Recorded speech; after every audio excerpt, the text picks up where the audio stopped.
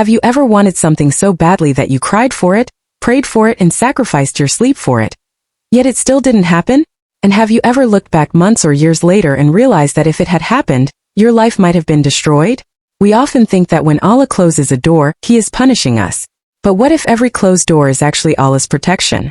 Today's story is about a man who lost the one thing he thought he couldn't live without. Yet Allah gave him something far greater than he could have ever imagined. Stay until the end, because the final moment of this story may answer a question you've been carrying in your own heart. In a peaceful city lived a young man named Adam. He had one dream, one goal, one prayer.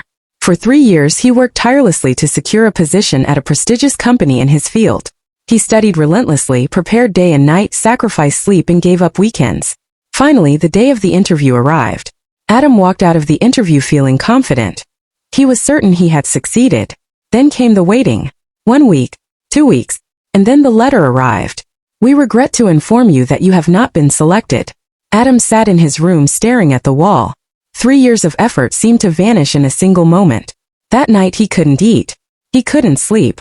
Looking up at the sky, he quietly whispered, "Ya Allah." Why? But the only answer was silence. The night that changed everything. Weeks passed. Adam felt completely lost. He applied to other jobs, but his heart wasn't in any of them. One rainy night, he stood by his window watching the rain fall, and he began talking to Allah. Not with formal words. Not with memorized prayers. Just from his heart. Ya Allah, I don't understand why this happened. I gave it my best. I don't know what you want from me, but I am tired of fighting your decision. I trust you, even when I don't understand. That night something changed. His circumstances didn't change, but his heart did. He stopped asking, "Why didn't it happen?" and started asking, "What are you preparing me for?" The real reason. 3 months later, a small startup company contacted Adam. It wasn't his dream company. It wasn't famous or prestigious.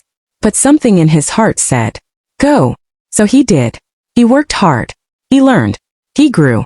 2 years later, that small company became one of the fastest growing companies in the country. And Adam had been part of it from the very beginning. He hadn't just found a job. He had helped build something meaningful. One evening he came across a news article. The large company he had desperately wanted to join years earlier had shut down. Hundreds of employees lost their jobs overnight. Adam sat silently. Tears filled his eyes. Not tears of sadness. Tears of understanding. Softly he whispered, "Ya Allah, you knew. You always knew. That door wasn't closed to hurt me. It was closed to protect me. And what about you? Is there a door in your life right now that refuses to open no matter how hard you try? A relationship that ended? A job you didn't get? A dream that fell apart?" Pause for a moment. What if that closed door is not punishment but protection? What if Allah saw something you could not see? And what if He said no because of His love for you? Because the truth is, sometimes Allah's no becomes the greatest yes of your life. Allah does not close doors to hurt you. He closes them to guide you toward something better. Toward a path more beautiful than the one you prayed for.